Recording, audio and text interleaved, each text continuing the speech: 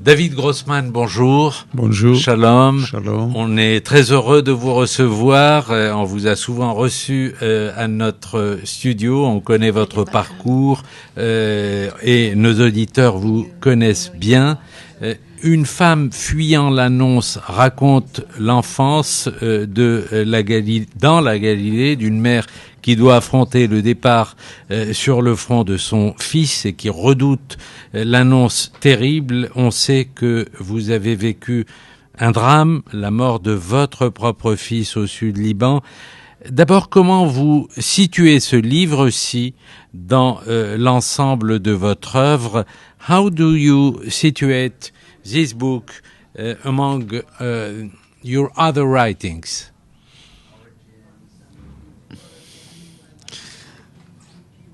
I think like most of my books, I try in this book to find a place for the individual in a reality that acts against every individuality, reality of war, reality of brutality. Je crois qu'en fait, dans ce livre, comme la plupart de mes autres romans, je cherche à retrouver une individualité qui puisse agir contre une réalité qui se confronte aux individualités, qui essaye de les effacer. Une réalité de violence, une réalité très brutale. And like my other books, it is very rooted in Israel, in the Israeli landscape, in the Israeli language. Even the characters seem to me to be very Israeli. Et comme dans mes autres romans, celui-ci est très ancré, très enraciné dans l'Israël, dans l'histoire de l'Israël, dans le langage, dans la nature israélienne. Votre livre, David Grossman, est centré sur le personnage d'une femme, d'une mère. Pourquoi avoir choisi un personnage féminin pour incarner ce drame? Why did you choose a woman, a mother, to describe this story? First of all, because it's more challenging for me to try to understand how does a woman think or act or feels, but also because it's a story about family life and about raising up children and about all the very intimate moments of creating a human being in this life. Oui, alors d'abord parce que j'ai vu ça comme un défi de réfléchir comme une femme, d'essayer de voir comment elle ressentait les choses, comment elle voyait la vie.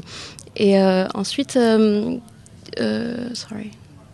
And it's because it's a book about raising up children and about. Oui, parce que c'est un livre qui est vraiment très axé sur l'idée d'éduquer des enfants, sur la famille, sur la bulle intime de la famille. Et il me semblait plus intéressant de voir ça par les yeux d'une femme. And I thought that there is something more primal in the relationship between a mother and a child than the relationship between the father and the child. And I say it, and I myself, I'm a very motherly father to my children, and I'm very much involved in their life. And I took part in almost everything that happens to them. And yet I feel that the connection, the affinity of a mother is more primal. What can I say? J'ai aussi le sentiment que le rapport entre une mère et son enfant est beaucoup plus primitif, plus animal qu'entre un père et ses enfants. Bien que moi, j'ai vraiment l'impression d'avoir un instinct maternel vis-à-vis de mes enfants. Je me sens un peu comme une mère. Mais c'est vrai qu'il y a une distance qu'il n'y a pas entre le père et les enfants voilà, il y a une distance entre le père et les enfants, alors qu'avec la mère, voilà, je peux dire rien d'autre que voilà, je recherche ce côté un peu primaire, primitif des rapports. When you say primitive, in Hebrew, primitive means something else. I really mean something primal, basic, rishoni. Yes, rishoni. Oui, on n'a pas de terme en français, c'est ça. Nous on dit primaire, mais c'est vrai que c'est pour ça que j'ai rajouté l'idée d'animalité, en fait, vraiment ce rapport très naturel, très instinctif finalement. David Grossman, il y a quelque chose d'une saga dans votre livre parce que elle mêle la grande histoire et le drame intime. On pense à Tolstoï, on pense au Tolstoï de Guerre et Paix, mais on pense aussi à votre homonyme Vassili Grossman et à son Vie et Destin. Est-ce que ce sont des références pour vous? Reading your book, we have in mind Tolstoy, Guerre et Paix, and also Vassili Grossman, Vie et Destin. Are they a reference for you? I read them like every cultured person in our era, but I cannot say I'm influenced by them. My sources of inspiration and influence are somewhat different. As a young writer, I was inspired by Israeli writers, by Yaakov Shabtai, by the stories of Amos Oz, by the novellas of A.B. Yehoshua. Later there were other writers. It's Kafka and Bruno Schulz and Virginia Woolf. And in modern times, it's someone like Alice Munro, the Canadian, or Clarice Lispector, and many others. I hope I will continue all my life to be influenced and inspired by writers.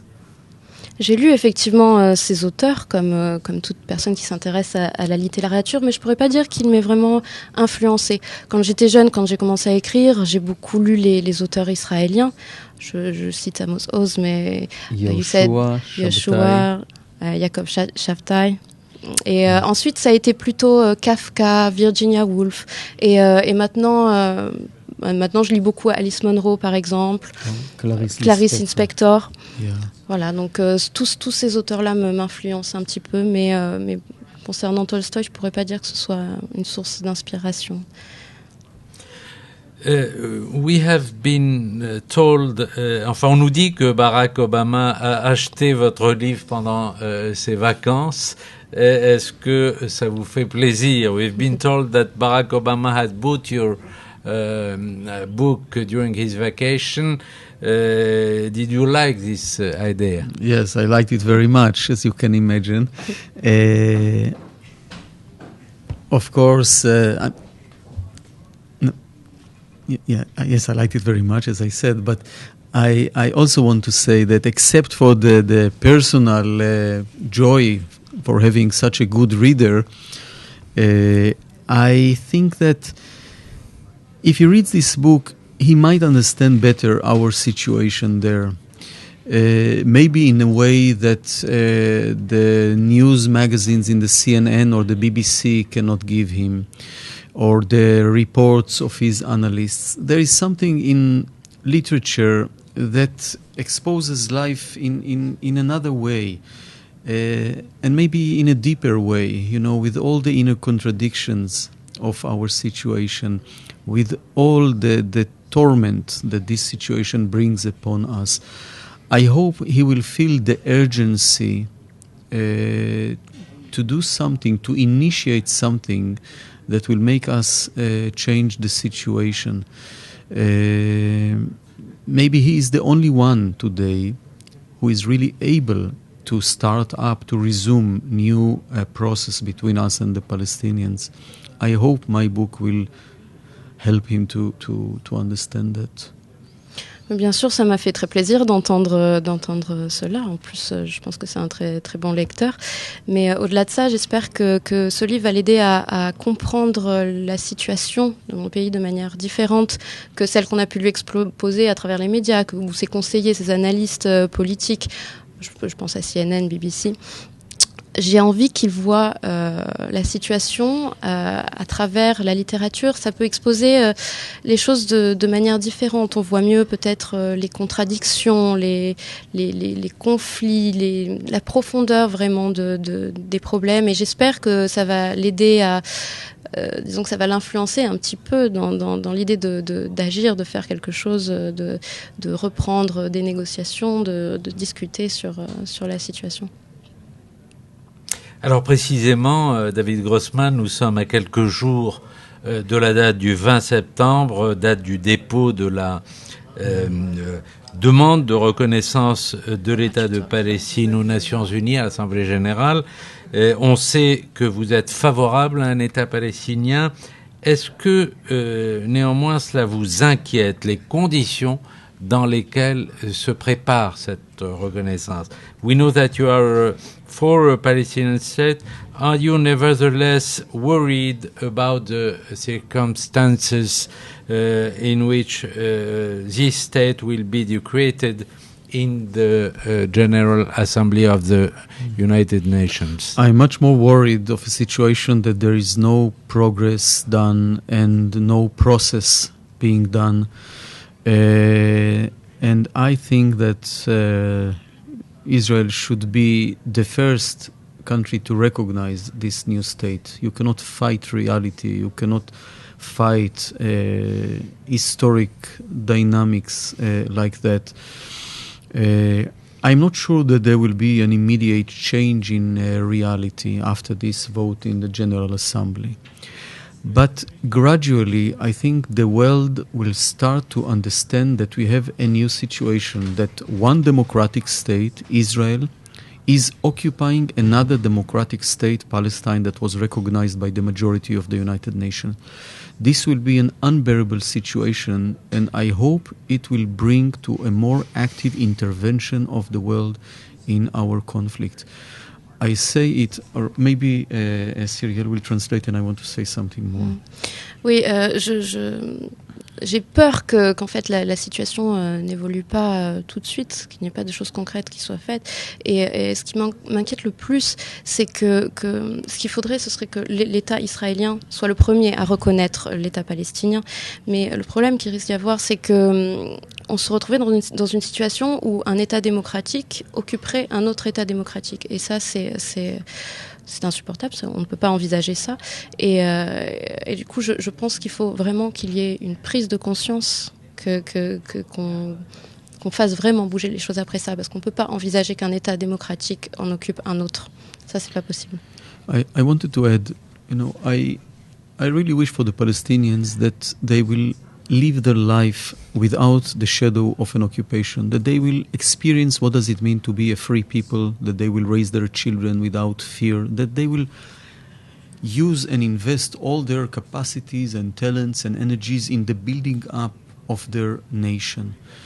But I tell you frankly, if I thought that this would jeopardize Israel more than the current situation, more than the occupation, I would not have advocated it.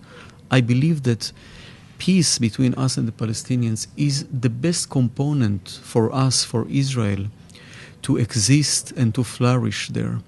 Without peace, we shall be at existential risk, and the conflicts between us and the Arab world will aggravate from one conflict to another. We shall not know a moment of relief, of confidence, of being at home in our country. As long as we occupy another country, we shall not be free. And it is so essential that Israel, after so many years of suffering, after sacrificing so much in humans' life, in energies, in all the best in us, and yet we do not have Israel as a safe home, as a place that will be our place to rest and to flourish and to build up our future. I think one of the main definitions of a Jew for me is of someone who never has felt at home in the world, never, even in the most hospitable places. And Israel was meant and was created so it will be a home, a real home, where we shall feel secured and self-assured and able to explore all our enormous potential as a society and as a people. And yet we are not there. And it breaks my heart. We are not there. We have this enormous army, but we forgot that the army should be a vehicle to improve our life, to create better life. The army cannot be an end for itself. All these distortions, they will be able to correct, and we shall be able to recover only if we have peace with the Palestinians. So it is an essential Israeli interest. Oui, j'aimerais vraiment que le peuple palestinien connaisse un état de paix, qu'il ne vive pas constamment avec la menace de l'occupation israélienne. Et je souhaite à ce peuple de connaître ça. Et ne serait-ce que pour se construire comme un peuple libre. Et si j'avais estimé que cela mettait en danger la liberté même du peuple israélien, je n'aurais pas soutenu l'idée de création d'un État palestinien. Et je pense que c'est nécessaire pour les deux pays. Pour l'instant, pour moi, le peuple juif, c'est le peuple qui n'a pas de maison. On a créé l'État d'Israël, mais pourtant, on n'est pas encore arrivé à avoir un chez-soi. Et ça, on en a vraiment besoin pour nous-mêmes nous construire, pour retrouver nos identités. On a besoin d'avoir un pays et la Palestine aussi. I hope I didn't forget something. I'm not sure, but maybe, I mean, when you are dubbing me, or how is it done, the translation? Because it's really important for me what I said, and I want the translation to be loyal to what I said. So how shall we do it? On va essayer de préciser, parce que effectivement, vous avez David Grossman a beaucoup insisté sur le fait que cette sensation d'être chez soi pour un juif, c'est le seul endroit où il peut revenir chez soi. Et aussi l'idée que l'armée n'est pas une fin en soi, c'est un véhicule. On a cette grosse armée, mais finalement, l'armée devrait être simplement un véhicule, alors que là, on la considère comme une fin, et ça, c'est pas du tout. Voilà, c'est l'idée qui a été que vous avez oublié. Dernière chose, David Grossman, comment vous réagissez à ce qu'on a appelé le printemps arabe, le réveil arabe ou la révolution arabe? How do you react to what we call the Arab Spring or the Arab Awakening or the Arab Revolution? I hope they will succeed.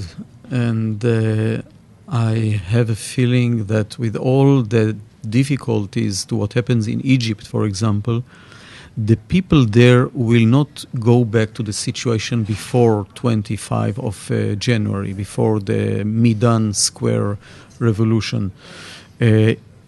I have a feeling, and I spoke with some Egyptians, and from what I hear, they are sure that even if the army will try to take over again under this or that camouflage, or the Islamic Brothers will try to rule in a non-democratic way, the Egyptian people would rebel against that again.